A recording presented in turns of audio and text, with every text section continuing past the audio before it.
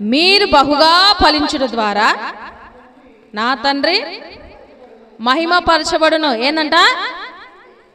ఫలించడం అంటే ఏంటి? చెట్టు కాయలు కాయటమా? కాదు. ఫలములు ఉన్నాయి. ఏమున్నాయి? ఆత్మ ఫలాలు ఉన్నాయి. ఏంటంట? ప్రేమ, సంతోషము, దయాలుత్వము, దీర్ఘశాంతము, ఆశా నిగ్రహం, మంచితనం, ఇంకా చాలా ఎన్నున్నాయి? ఎన్ని ఫలాలు ఉన్నాయి? 9 ఫలాలు ఉన్నాయి. వాటన్నింటినీ మనము కలిగి ఉన్నప్పుడు మనల్ని బట్టి దేవుని మనకి మహిమ వస్తుంది. హల్లెలూయా.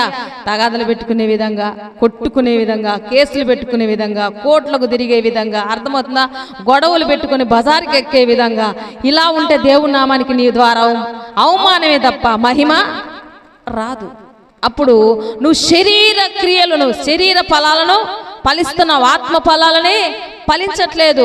శరీరంలో ఏంటంటే జారత్వం, దొంగతనం, అపవిత్రత, కామ వికారం ఇవన్నీ ఉన్నాయి. ఏంటి అంట? శరీర ఫలాలు. అందుకే ఆత్మ ఫలములు ఫలించాలి. ఆత్మ ఫలములు ఫలించాలంటే నీలో మొదటిగా ఏముండాలి? ప్రేమ.